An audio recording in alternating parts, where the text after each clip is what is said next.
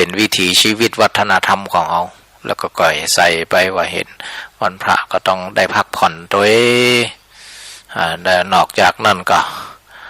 วันก่อนก็ไปเตะที่ป่าเศร้านะวันป่าเศร้าตำบล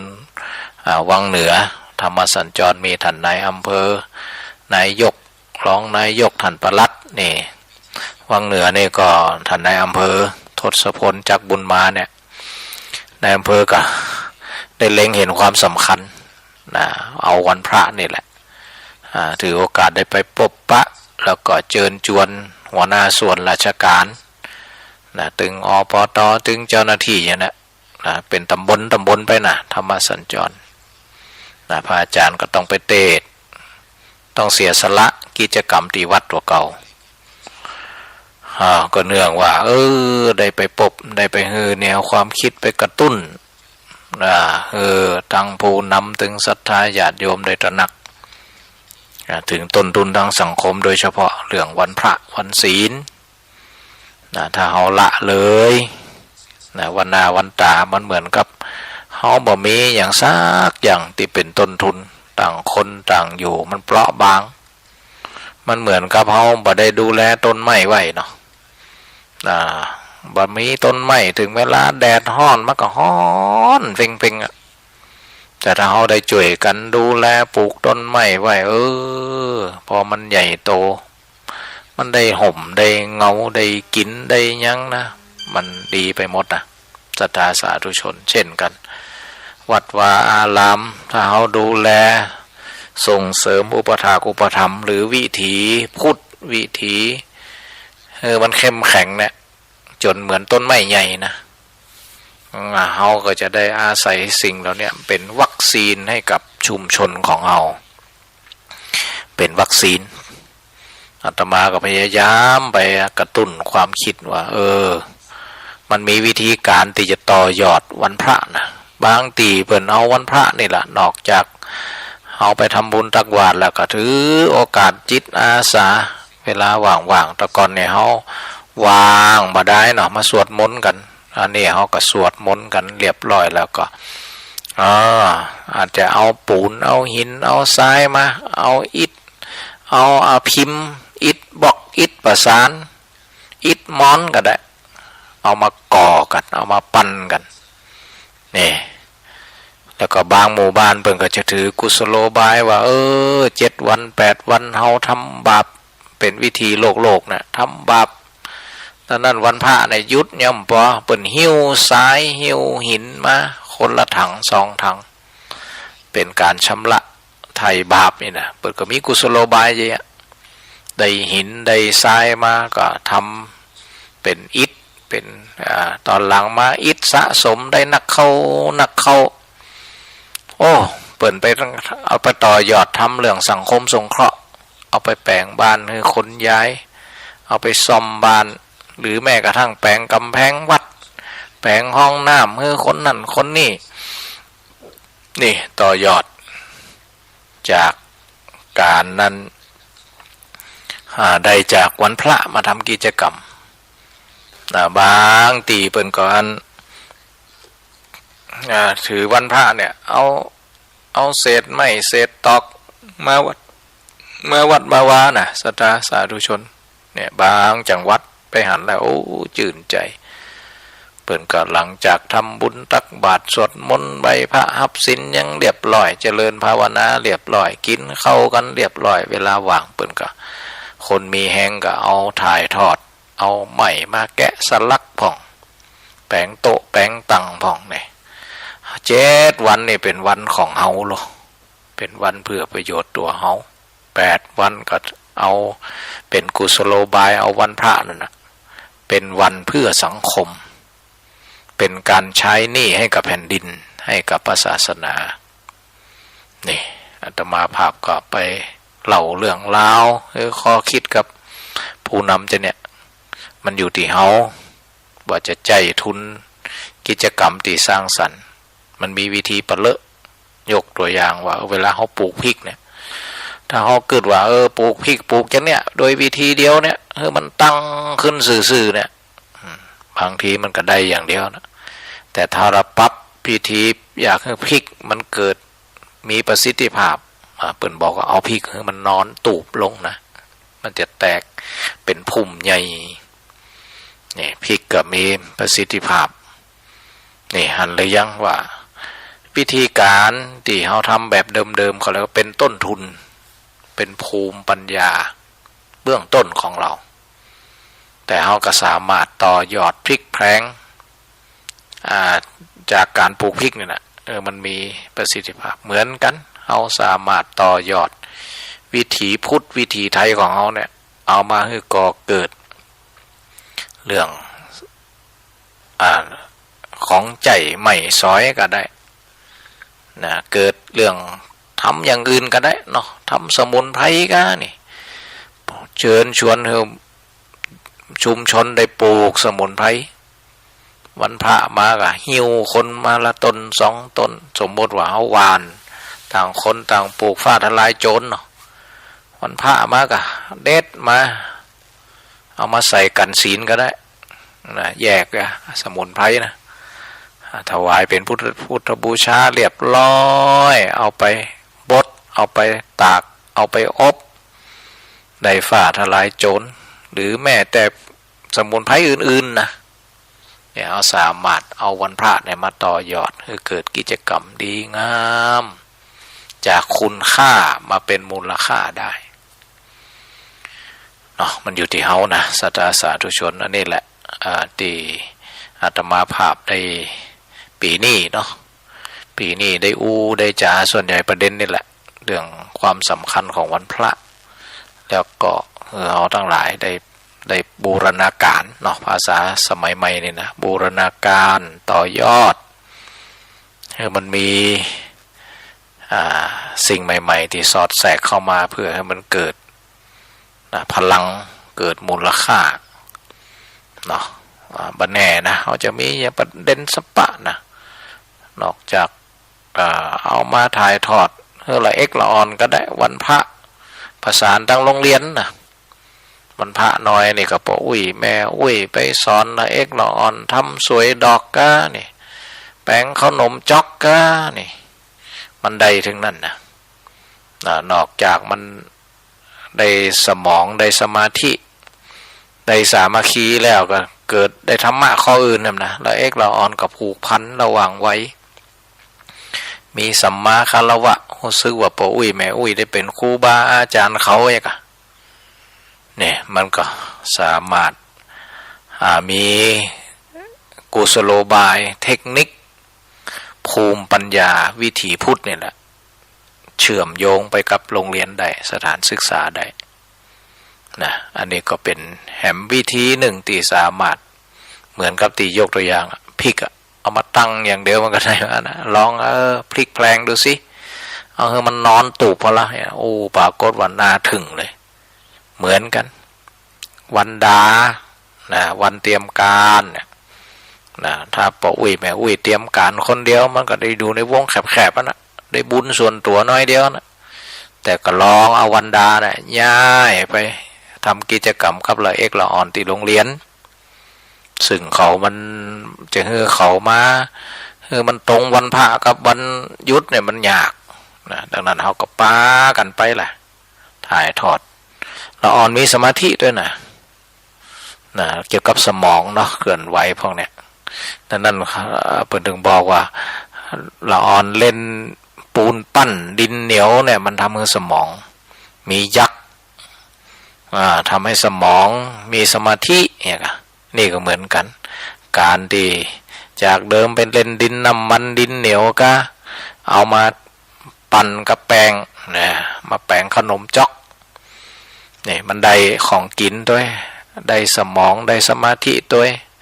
ได้สัมพันธไมตรีกับผู้สูงวัยด้วยก็นี่หันเลยยังว่าถ้าเราพลิกแพลงบูรณาการวิถีพุทธมันได้เนาะอยากจะเล่าศรัทธาสาธุชนดังนั้นก็สังคมเปลี่ยนไปเขาก็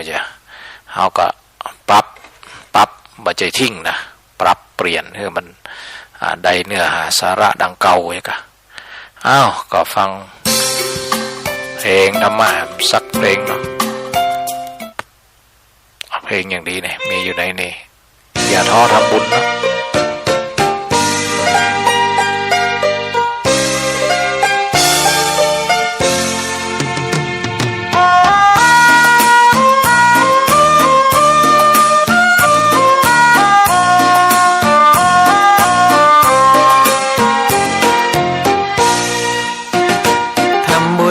ด้วยดีแล้วอย่าท้อถอยบุญสั่งสมบ่อยๆคงไม่น้อยคุณค่ามีเงินไม่มีบุญนี้ไม่เคยกันค่าทำบุญด้วยปัญญาภาวนานี้อย่าลืมเลือนคนรวยคนจนแม้นความมองหม่นมาเยือนต้องเตือนใจไว้ความทุกข์ที่ยนเพราะคนกรรมจัดให้ความสุขคืนใจเพราะเราไม่ใกล้บุญ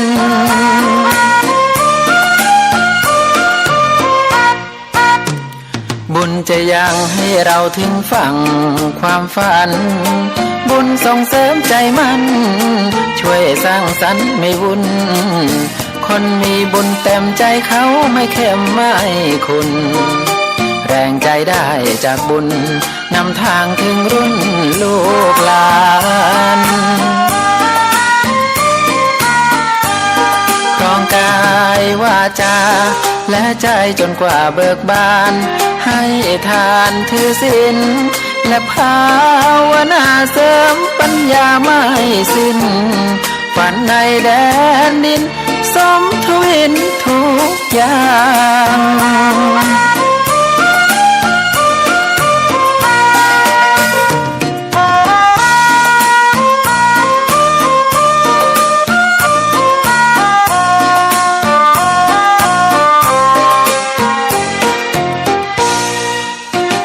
บุญจะยังให้เราถึงฝั่งความฝันบุญส่งเสริมใจมันช่วยสร้างสรรค์ไม่วุ่นคนมีบุญเต็มใจเขาไม่เข้มไม่คุณ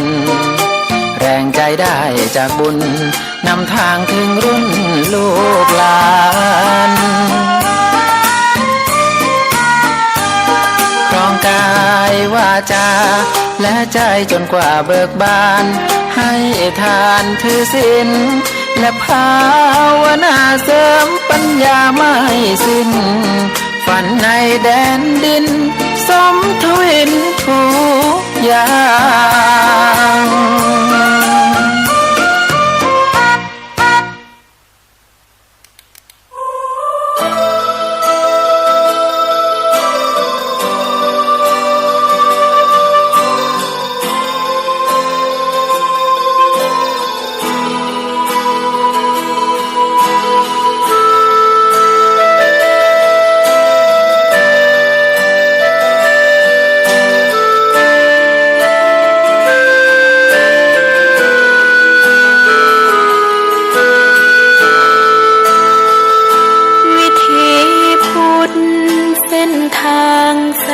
ประเสริฐจงกลับมาเถิดมาช่วยโลกอีกครั้งวันนี้สังคมวุ่นวายจังโลกกำลังมืดมนไร้หนทางวิธีพุทธช่วยมนุษย์อีกทีวิธีพบแสงสว่างช่วยชำระเอาวิชาให้เบาบางแนะนำทางห่างโศกาจาบัน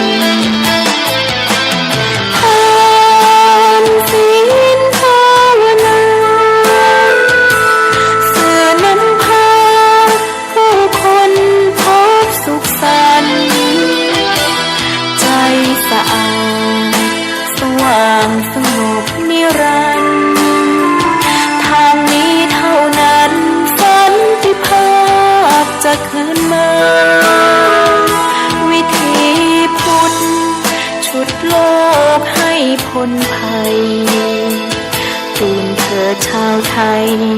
พร้อมใจร่วมศรัทธาสืบอายุพระพุทธศาสนาวิถีพุทธจะพาโลกาสงบเย็น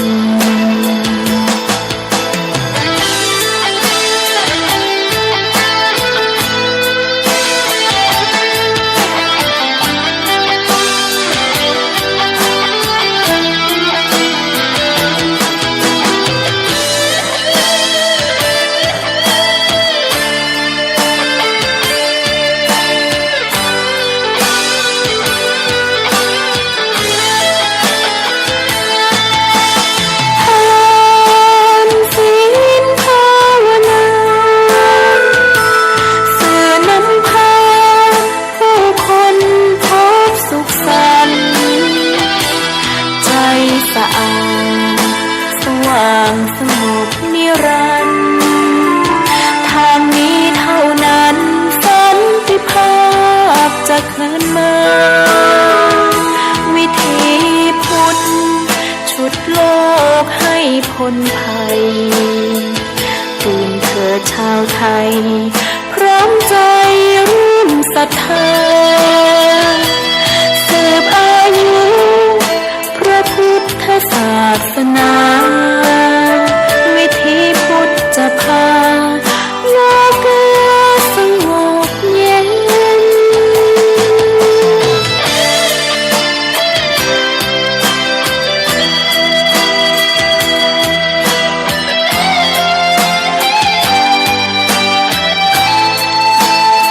ลื่อนพรได้ยินชัดก่อนวันนี้ชัดดีนะวันนี้ยินชัดดีวันนี้ถึงมืดแล้วแหละแม่น เหมือนแล้วแม่มได้โทรหาท่านฝนตกกับบ้านบ่มีเจ้าอ๋อเดี๋ยวนี้บ่มีผลกินข้าวแรงแล้วกะแม่กินแล้วอ๋อ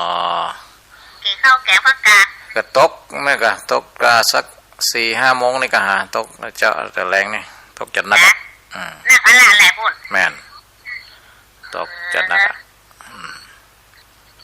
วันนี้ก็ได้คิวออกละดีแล้วได้คิวแล้วเนาะท่านไปเอากระเบื้องมาแล้วกะไปเอามาแล้วต่อเหียแตกเหียแตนเหมือนกันนะท่านก็ไปขาไปแต่ก็ไม่ได้ออกแห้งต่อได้เพราะว่าไปที่หลังไปพาขาม้าเพ่กะโมนั่นกะโมนั่นตึงไปตึงกลับกะอีดกันไม่ห่างกันนะกันนั่นก็แปลว่าถ้าจมสาราปูอย่าไว้ก็เบี้ยงอีกพอดีชอบแป๊ดก็จะไปหานะได้เจริญพรนะแม่เนอจ้าน้าแม่มาไปได้ละกำเดียวโอ้แม่ในกันเอ็นดูเปิ้นหนักป้าพอเดี๋ยวพอกันไทยอยากไปหับเปิ้นกระถินมันอะต้องพอกันกระถินหรอกกระถินวันที่ยังวันที่31 ตุลาที่อันนะคุณก็จะเพิ่งอายุเนาะได้เจริญพรเนอเดือนที่แม่จะได้80ไปแล้วนะ80กับ4 เดือนดูเจริญพรเนอเจ้าแม่ก็เป็นกำลังใจเนอะเจริญพรเจ้าเจริญพรเจ้า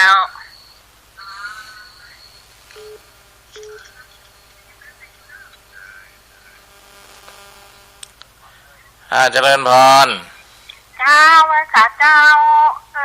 หายเสียงไปจ้าเหมือนเนาะวันนี้ได้จัดละเจ้าชัดดีแหละชัดดีก็ชัดดีเจ้า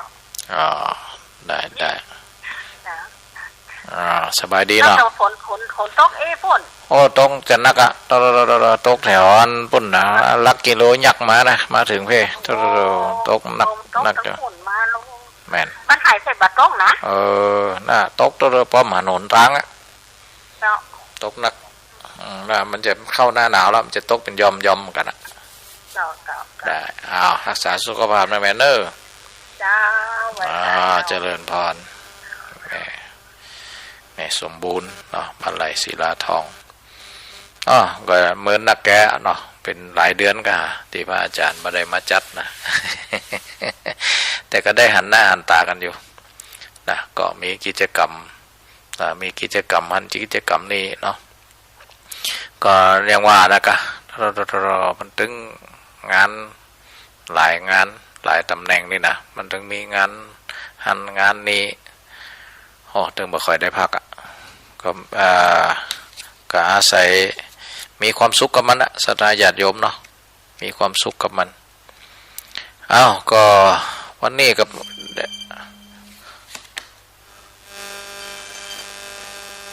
เจริญพร มาจากการเขาพวกกูมาทำหา เชียงใหม่ฝนตกก็ ไม่ดีฝน ไม่ฝนก็ แล้ว มันจะตกเป็นตีนะ แล้วงูวัดอาจารย์ไหม ฮะ น้าอาจารย์ลูกตั้งไหม ไปอย่างปุ่นนะ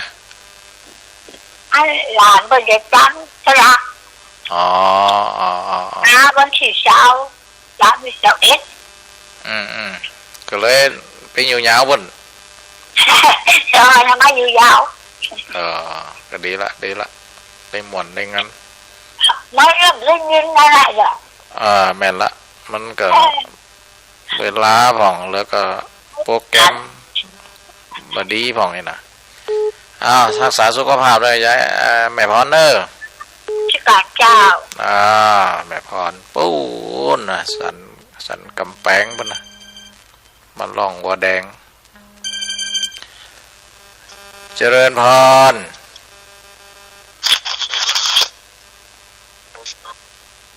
เจริญพรการนมัสการเจ้าไผ่ก็นี่ แม่อ้อยเจ้า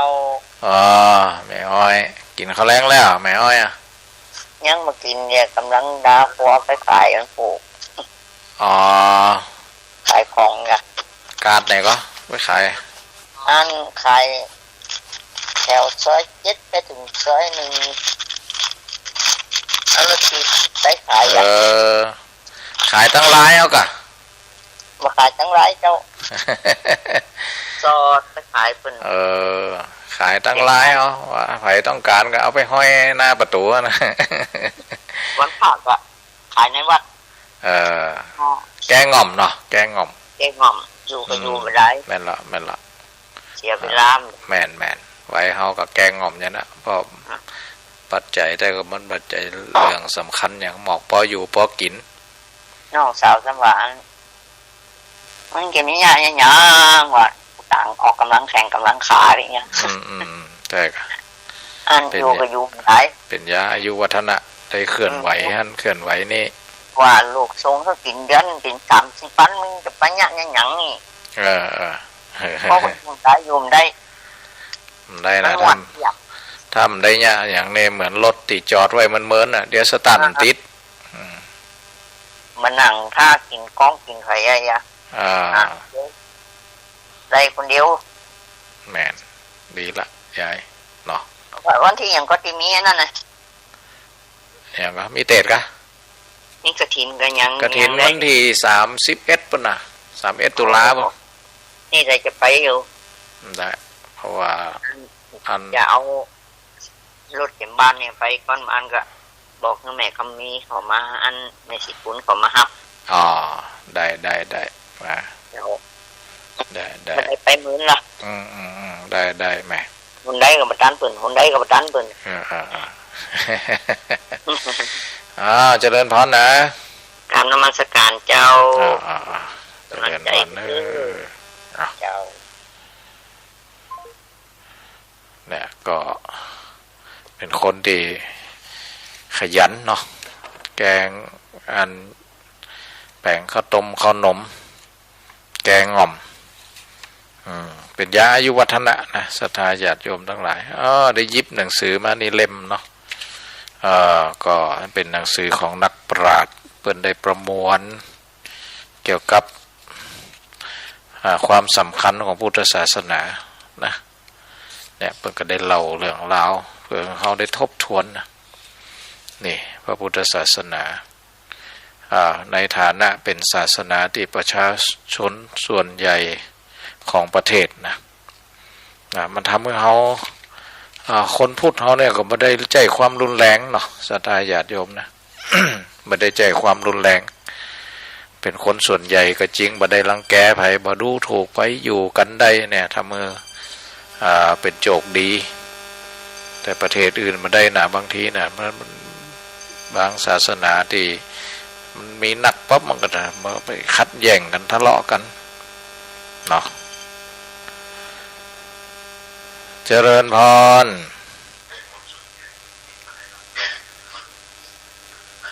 หายแวดเจริญกราบนมัสการเจ้าพระอาจารย์เจ้าเจริญพรเจ้าโอ้นายแม่ช่วยได้เขียนแม่เขียนพิษโลป่าเขาหาทันได้กับได้สักเดียวเขียนชื่อพิษ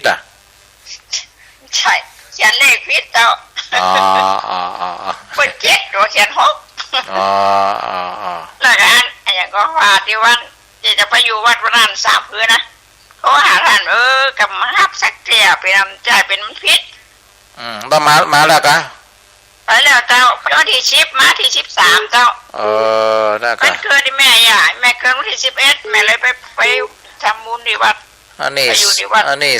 11 12 13ไปนครปฐมไปอยุธยาไปกับป้าฐานนะแมนเพราะว่างานป้าฐานจะกลับมาไปอยู่ปุ่นหลายวันจ้องกันเนี่ยเป็นเนี้ยแม่มาฐานกับกลับเนาะแมนแม่กับกลับบ้านเนี่ยเดี๋ยวไม่มานี่อาจารย์เดี๋ยวมีโอกาสจะไปหาหมอได้เดี๋ยวอันน่ะกำลังมุ้งคิดถึงวัดคณะละท่านที่วัดมันหม่อนเดี๋ยวมีความสุขน้ำเดียวกันสลาเรียนนอนท่านก็กำลังอันจะมุ้งหลังคาใหม่เจ้าเป็นอย่างเจ้านอนพูดกันดีเจ้านอนที่ฮันนอนที่กุฏิมหาสมศักดิ์กับหม้อดิ่งกันนะเจ้ามี2 ห้อง 3 ห้องเจ้าได้สายเข้าให้มะเจ้าแค่นี้ก็เนอะเจ้าแม่บางบ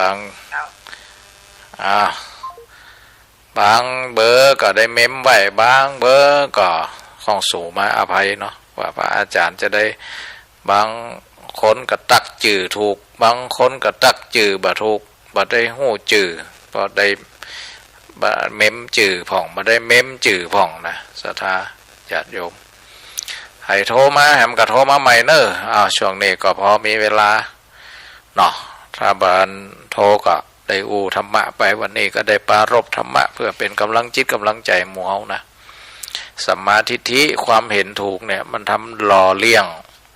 มันเป็นตัวกำกับวิถีชีวิตของเฮาเนาะดังนั้นเฮาจะไปเห็นผิดเนี่ยเห็นผิดเป็นชอบเห็นชอบเป็นผิดเนี่ยมันทำให้ชีวิตเขวนะเหมือนกับรถเสียศูนย์เนาะรถเสียศูนย์เนี่ยมันจะลงห้วยลงห่องลงลิงติ๊กอ่ะคนดีหับโทรศัพท์ไปด้วยเจริญพรไปสาเจ้าท่านอาจารย์เจ้าอันนี้วางมนแหละไม่น้อยละเจ้าฝนตกก็ตกเจ้าวันว่าตกวันนี้ก็ตกนี่ก็ตกอยู่ตกลำปางคนเนาะลำปางก็ตกเป็นบางจุดนะตกหนักเยอะได้ก็วังเหนือก็วังนี่ไปกะวันก่อนวันพระที่ผ่านมาเนี่ยนะวันที่อย่างนะวันที่7กะ10วันนี้17เนาะเจ้าน่ะไปแต่ว่ามันซื้อนี่เหมือนกัน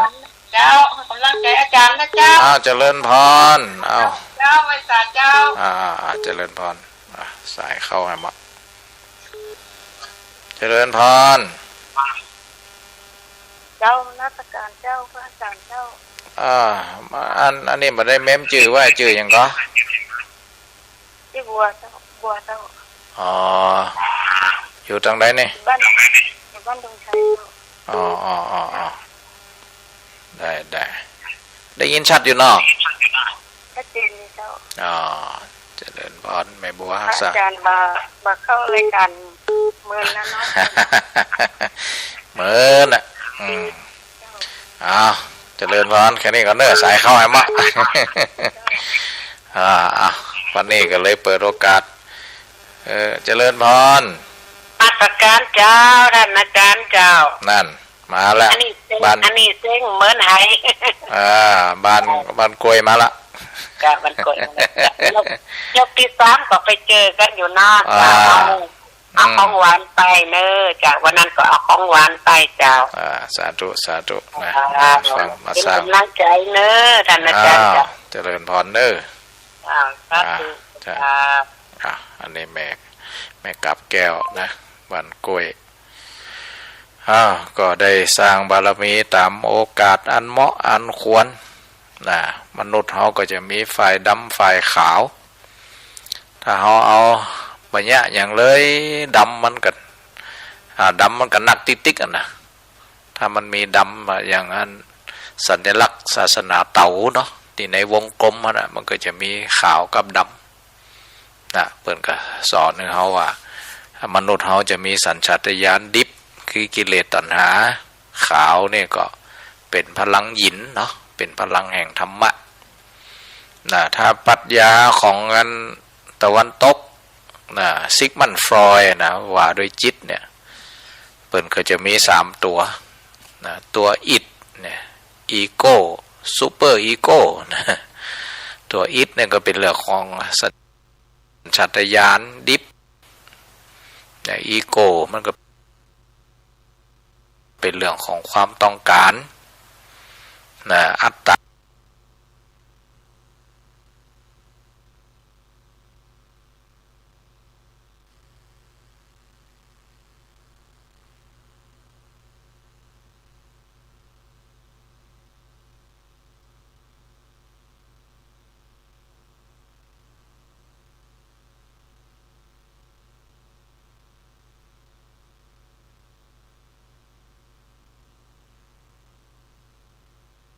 ตัวตนนะถ้าเปรียบเหมือนศาสนาพุทธเขาก็ตัณหามานะทิฏฐินั่นแหละโมนี่เนาะอีโก้นี่ก็เป็นเรื่องของทิฏฐิซูเปอร์อีโก้ก็เป็นเรื่องควบคุม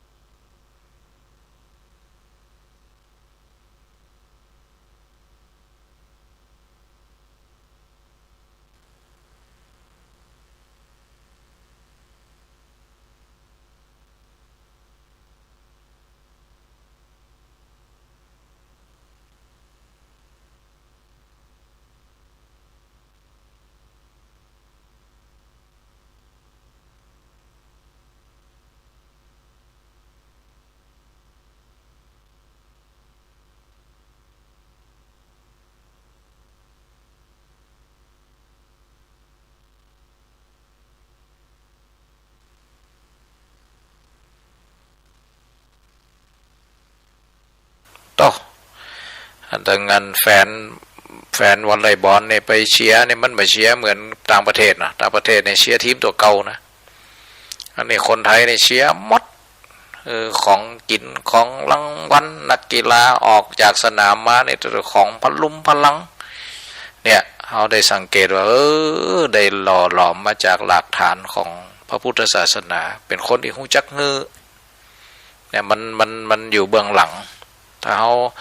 สแกนแต่นะอันนี้มันถูกหล่อหลอมจากวัฒนธรรมซึ่งมาจากแนวคิดจากคำสอนทางพุทธศาสนาหูจักตั้งแต่น้อยนะหูจักทำบุญใส่บาตรหูจักปล่อยนกปล่อยปลานะหูจักเป็นเจ้าภาพท่านเจ้าภาพนี่นะดังมันคุ้นไงคนไทยเนี่ยคุ้นกับการนะนั่นพอนักกีฬามาเนี่ยหรือนักท่องเที่ยวนะเวลาไปเยี่ยมมันเยี่ยมนี่นะเอาตะสตาญาติโยมเนี่ยเป็นเสน่ห์อย่างหนึ่งเนี่ยพระพุทธศาสนาเป็นแกนนำและเป็นรากฐานสำคัญของวัฒนธรรมไทยเจริญพรเจ้าอันนี้ท่านมหานพดลแม่นมาเจ้าแม่นแล้วโมโมนะมันได้ยินเสียงแล้วก็ฟังเสียงมันกับแม่นน่ะแม่สุเกียรติศิลพรนะเจ้าบ้านโฮงมุนอย่างนี้บ้านห้องละปูนนะเจ้าเจริญพรกับมอนนะมาได้ออกกันเนาะหลายเดือนละเจ้าตุละนักแต่ในนั่นดังนี้โอ้เจ้าฟังอยู่เด้อชัดเจนดีนะเจ้าสาธุ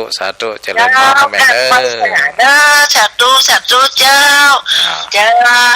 ฟังอยู่ชัดเจนจ้าแม่สุกแก้วบ้านโฮงอันนี้ได้เม้มจื่อเพิ่นไว้เนาะบางเบอร์ก็บ่ได้เม้มมันบ่ตันเม้มนะต้องขอสุมาอภัยศรัทธาญาติโยมนะ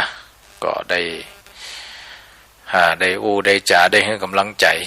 ได้ปรารภเนาะเพื่อเฮาได้เห็นความสำคัญของพระพุทธศาสนาเป็นศาสนาของเฮานะเนาะก็ได้ภูมิใจเนี่ยเป็นหลักฐานแม้แต่เรื่องภาษานะเนี่ยนอกจากบุคลิกทางจิตทางใจเอื้อเฟื้อเผื่อแผ่แสดงความเป็นมิตรเนี่ยเพราะว่าได้หล่อหลอมจากวิถีชีวิตนะ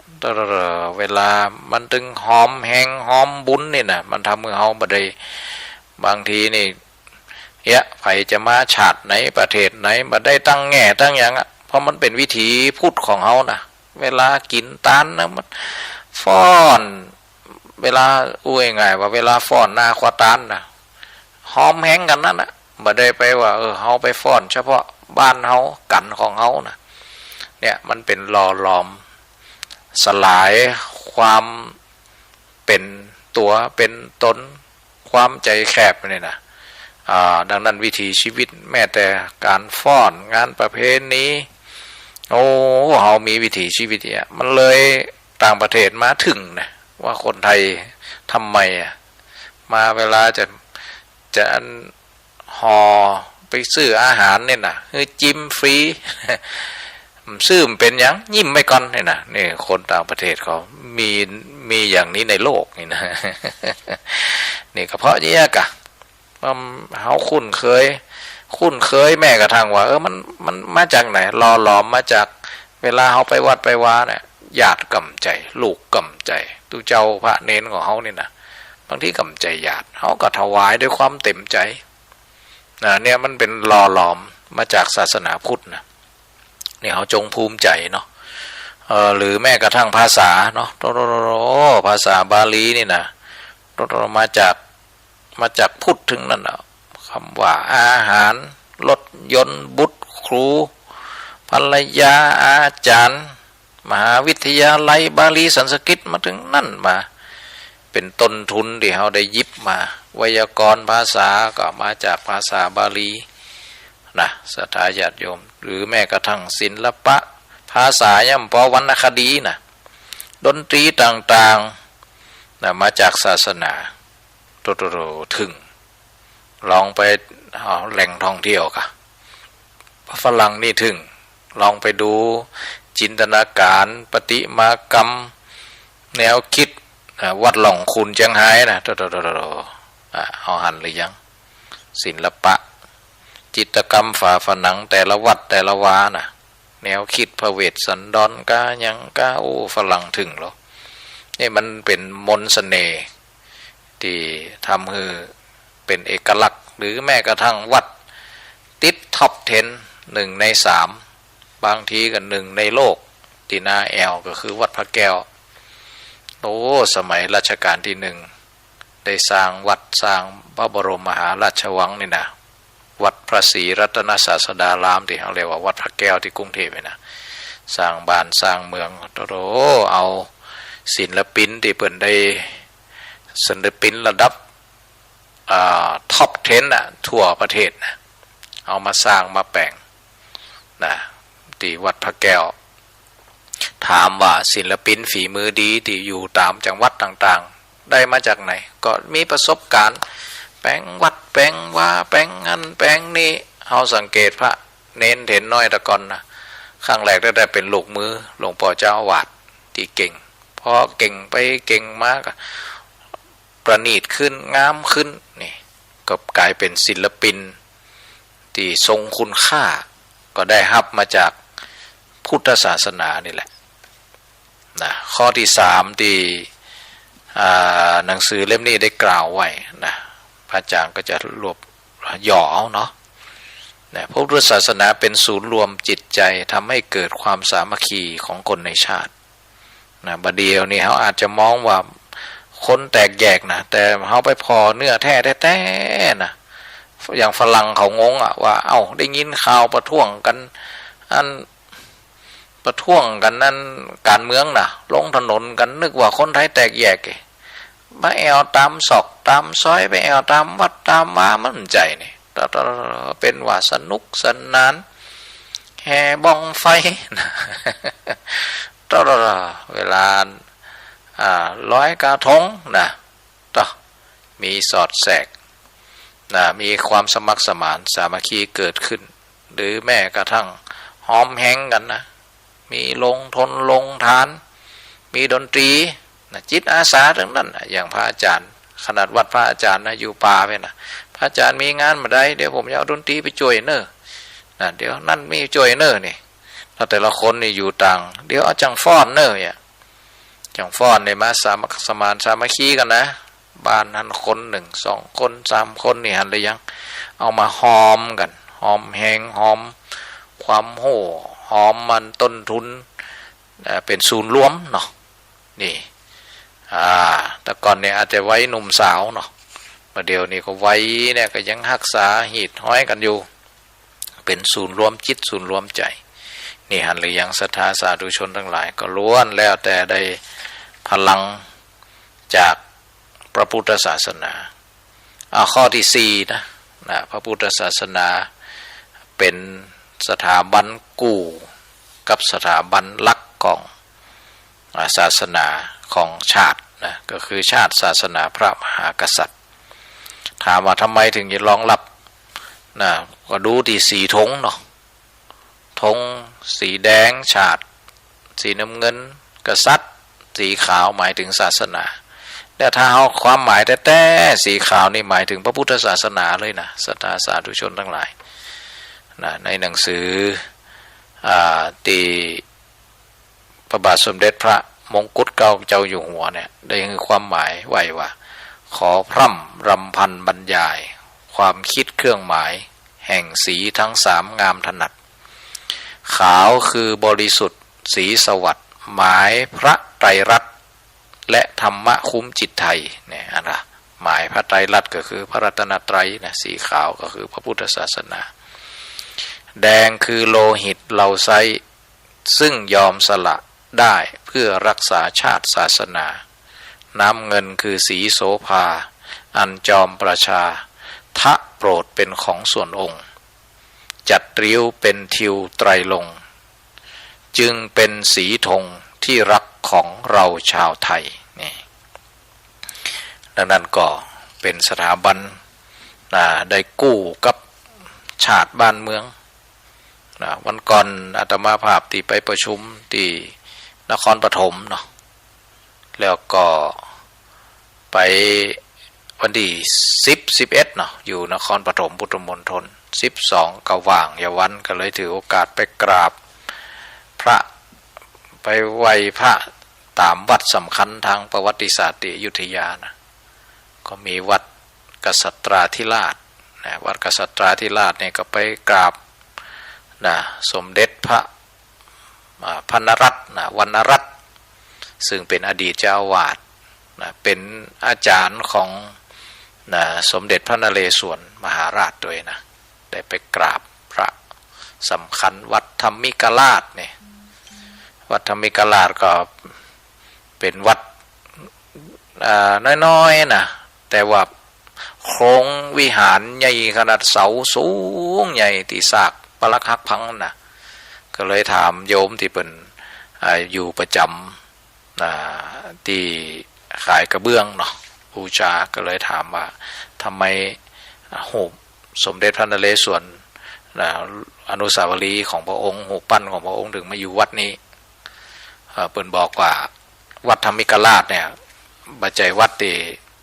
พระนเรศวรสร้างก็จริงเพราะว่า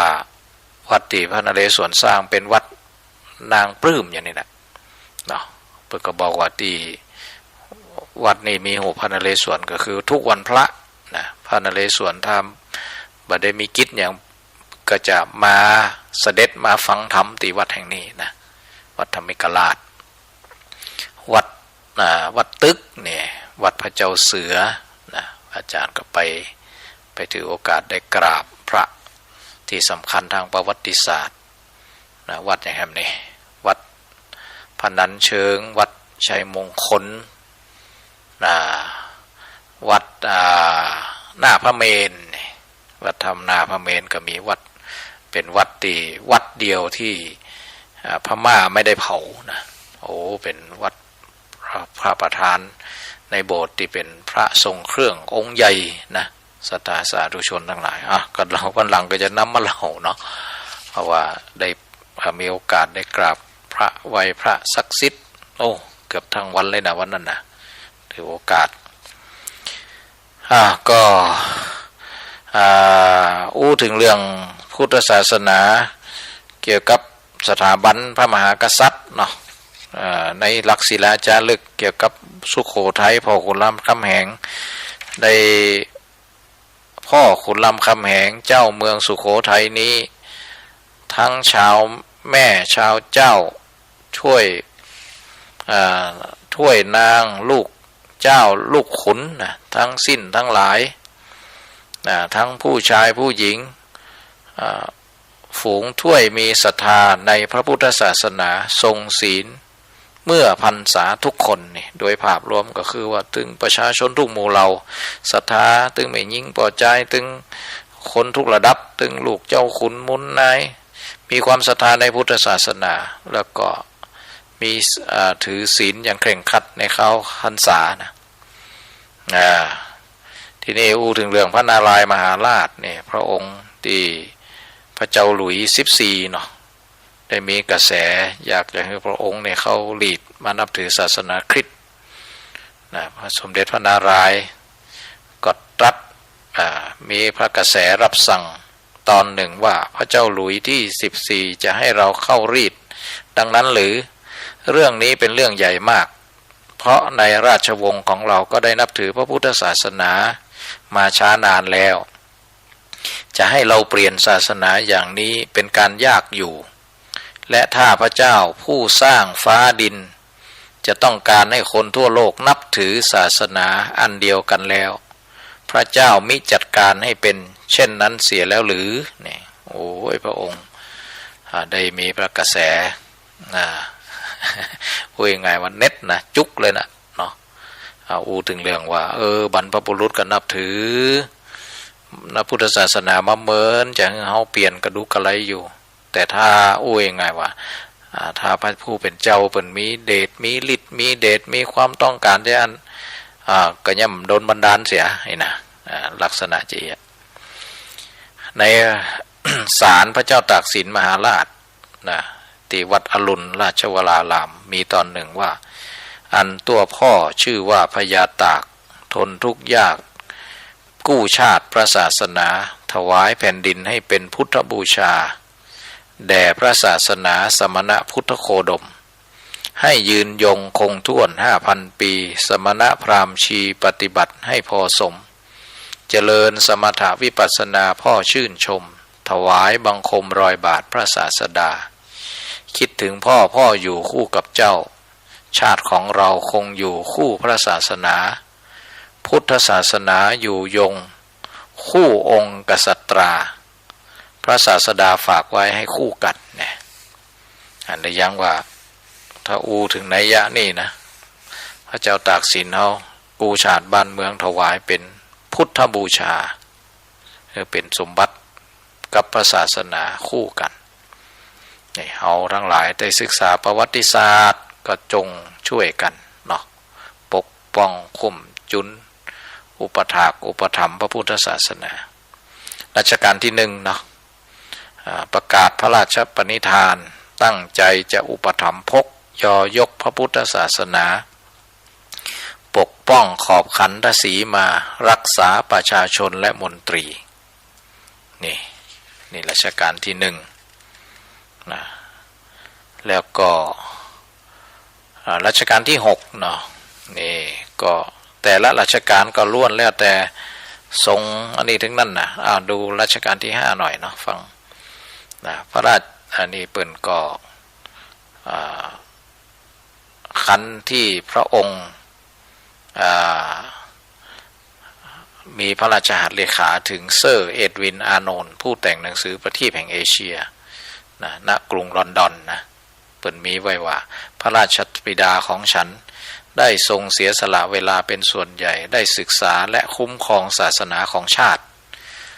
ส่วนฉันได้ชื่อว่าครองราชย์ในขณะอายุยังน้อยจึงไม่มีเวลาที่จะเป็นนักศึกษาอย่างพ่อฉันเองก็มีความสนใจในการศึกษาหลักธรรมต่างๆสนใจที่คุ้มครองศาสนาของเราและต้องการให้มหาชนทั่วไปมีความเข้าใจถูกต้องนี่อันได้ยังนี่รัชกาลที่5นะก็ได้ปรารภเพราะว่าพระราชบิดาก็คือรัชกาลที่4นี่พระองค์เสด็จออกผนวดหลายพรรษานะมีความเข้าใจลึกซึ้งในพุทธศาสนามากมายนะรัชกาลที่6พระพุทธศาสนาเป็นศาสนาประจำชาติเราศาสนาในสมัยนี้เป็นของแยกจากชาติไม่ได้เป็นความจำเป็นที่เราทั้งหลายผู้เป็นไทยจะต้องตั้งมั่นอยู่ในศาสนาพุทธซึ่งเป็นศาสนาสำหรับชาติเราเพราะฉะนั้นเป็นหน้าที่ของเราทั้งหลายที่จะช่วยกันบำรุงรักษาพระพุทธศาสนาอย่าให้เสื่อมสูญไปการที่จะบำรุงพระพุทธศาสนาเราต้องรู้สึกก่อนว่าหลักของพระพุทธศาสนาคืออะไรเราจะถือว่าเราเป็นไทยด้วยกันหมดเราจะต้องรักษาความเป็นไทยของเราให้ยั่งยืนเราจะต้องรักษาพระพุทธศาสนาให้ถาวรวิวัฒนาการอย่างที่เป็นมาแล้วหลายชั่วโคตรของเราทั้งหลายนี่รัชกาลที่6เนาะมีอีกตอนหนึ่งว่าข้าพเจ้าถือว่าพระพุทธนวราชบพิตรเป็นที่ตั้งแห่งพระรัตนตรัยนี่เดียวกันนะพระเจ้าอยู่หัวรัชกาลที่9เนาะได้ทรงมีพระราชดำริประกาศไว้ในพระราชทานพระพุทธนวราชบพิตรนะเป็นพระพุทธรูปประจำรัชกาลที่9นะข้าพเจ้าถือว่าพระพุทธนวราชบพิตรเป็นที่ตั้งแห่งคุณของพระรัตนตรัยอันเป็นที่เคารพสูงสุดและเป็นเครื่องหมายแห่งความเป็นอันหนึ่งอันเดียวกันของประเทศไทยและของคนไทยก็คงมาได้ปรารภความคิดความเห็นนิพนธ์ของนักปราชญ์เนาะเพื่อเราได้ทบทวนอดีตในการเห็นความสำคัญของพุทธศาสนาศรัทธาสาธุชนทั้งหลายวันนี้ก็ได้มาพบปะศรัทธาญาติโยมติดโทรศัพท์มาต้องขออนุโมทนาขอบคุณบางสายเขาบ่ได้รับแต่อย่างไรก็ดีก็ขอเป็นกำลังจิตกำลังใจหมู่เฮาได้ช่วยเหลือเกื้อกูลซึ่งพระพุทธศาสนาช่วยกันนะศรัทธาสาธุชนเนาะดังนั้นก็ท้ายนี่ขอเป็นกำลังใจให้หมู่เฮาครอบครัวคลื่นสีขาวเพื่อชาวประชาโดยมีสถานีมีท่านอาจารย์พระครูอภิวัตรธนวิกรมได้ในฐานะเป็นผู้อำนวยการได้ ได้ช่วยกันเนาะได้เป็นรักแต่ประเดี๋ยวก็มีหน้าที่การงานเป็นรองเจ้าคณะอำเภอดอยหลอดด้วยนะได้ร่วมด้วยช่วยกันได้พลักได้ขับเคลื่อนจนเกิดองค์กรได้เป็นครอบครัวคลื่นสีขาวของเราตลอดถึงสถานีเครือข่ายทั้งละสถานีเนาะได้อนุโมทนาบุญเฮาก็อุปถากอุปถัมภ์สถานีแต่ละสถานีเนสาธุชนนะเพราะมันมีการใจจ่ายการนำการไฟการดูแลเนาะเฮาก็อยู่ไกลที่ไหนก็ลองถามครูบาอาจารย์เนาะได้เป็นการนำการไฟช่วยเหลือกันก็ขออนุโมทนาขอขอบคุณขอให้หมู่เฮาทั้งหลายอยู่ดีมีสุขอยู่เย็นเป็นสุขทุกท่านทุกคนเถิด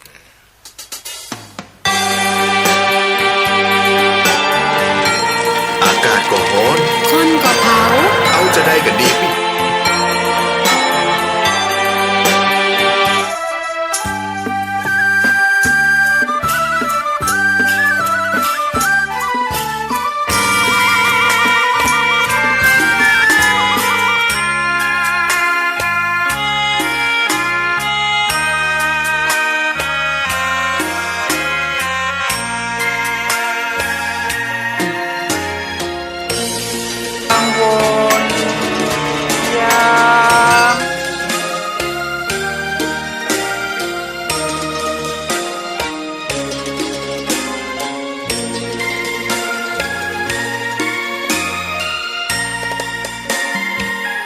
ดอกบัวดอกหนึ่ง